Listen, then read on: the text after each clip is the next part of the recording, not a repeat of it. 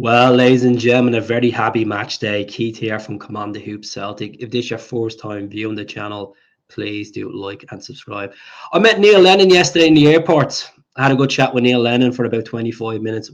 What an absolute legend. The first ever Celtic player I ever met was Neil Lennon when I started supporting the club. That was a long, long time ago. But we're here for Celtic versus Livingston. Massive game today. We all know what the stakes are quite high. It's been an absolute disaster of a week sitting down and obviously thinking about the Hearts game, thinking about Kilmarnock the week before, and we need to get it together. It's simple as that. Like the fans are back in, the Green Brigade are back in, the boys are back in. That will take the atmosphere up another notch. And we're playing against bottom of the league. They've only scored one goal in 11 games, and that was the other day against Aberdeen and Batodry. David Martindale's team, very organised, don't play the greatest football on the eye, very physical, and we need to get stuck in. It's either going to one way or the other today. It's going to be an absolute riot full of goals, or it's going to be a shit show where another defeat could happen. And I know a lot of people are saying, I can't see Livy beating us, but there's been stranger things in football. And I'm being confident today. I'm really being optimistic, folks. I've had a moan a lot this week about the style of play, the manager, the board, the certain fans not being in. And I'm just going to come clean and say, you know what, we need to move forward. As a fan base, we need to stop arguing with each other. We need to stop saying, oh, I don't like this organisation. I don't like these ultras. I don't like this. At the end of the day, let's back the team. Back the team so we can get results. It's all in our hands. We have to just go on a winning streak, beat them at the end of the month. But we have two massive games. And Livy today, then on Boxing Day or Stephen's Day, which way you want to call it, we have Dundee in Dens Park. So my starting lineup for today, I'm going to blank my face out for a few minutes. This is my starting 11. Joe Hart in goal. I've said so many times about Joe Hart. His positioning for free kicks does be atrocious at times. He doesn't control his box quite well when it comes to set pieces. And that's my worry today. As much as they won't get much possession, if they win a corner or two, I will be feeling a bit paranoid. I will feel a bit anxious because conceding set pieces has been horrific for Celtic this season. So hopefully Joe Hart steps up the game, controls his box because we desperately need a new keeper in January. I've been talking about and talking. If I had my way, I would have played Seacrest, changed it around. But Joe Hart more like it would start because he started most of the games this season.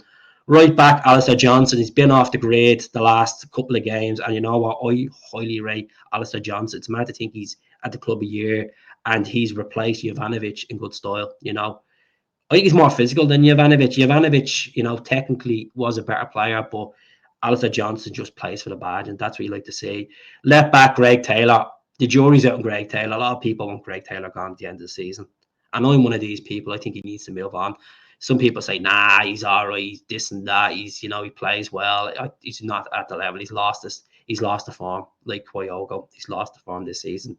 Liam Scales gets stuck in there with Carter Vickers. Liam Scales obviously said this week the players were hurting, but they want to bounce back. And obviously, it's in their hands. And that's the best mentality. Work hard in training, get in the right mindset, and get out there and beat Livingston, because Martindale and his team are a riot, an absolute riot at the moment. No excuses today. We should be going out and winning this game. Callum McGregor will probably drop back in the number 6 position because of what the situation with him. I still don't know what's going on. I didn't get to see Brendan Rodgers' press conference yesterday, folks. Travelling back to Dublin, up to my eyes will work as well. Bernardo will probably start. My opinion on Bernardo is I just feel like, this is a guy that's highly rated in Portuguese football, a 90 million price tag on his contract, and he has not impressed me so far this season, to be honest with you. Matt O'Reilly, a lot of talk about him and his future at the moment. He signed a long-term deal, back in September, and there's teams sniffing around, and that's standard in January. Going into the January window, your best players are going to be linked with moves away, and that's what happens. Maeda has to start today. A bit of energy on the right hand side. He loves playing against Livingston, scores against Livy as well the odd time. Palma needs to step up his game. Palma's been off the grid as well the last couple of games, but I rate Palma. I think he's going to be a really good player. And then Kyogo up front. The sub bench, more likely, if Turnbull's available. I didn't see the news conference yesterday. I know Home is out. We can change the dynamic of the game. Mikey Johnson, I think he's on his last 2 or 3 games for Celtic. He needs to come on and make a difference. James Forrest, the jury's out with him as well. Legend of a guy, but hopefully he can step up as well. So my predictions for the match, folks, to be honest with you, is quite confident. I'm going to go 4-0 Celtic. I just think if we don't concede stupid corners, a free kick,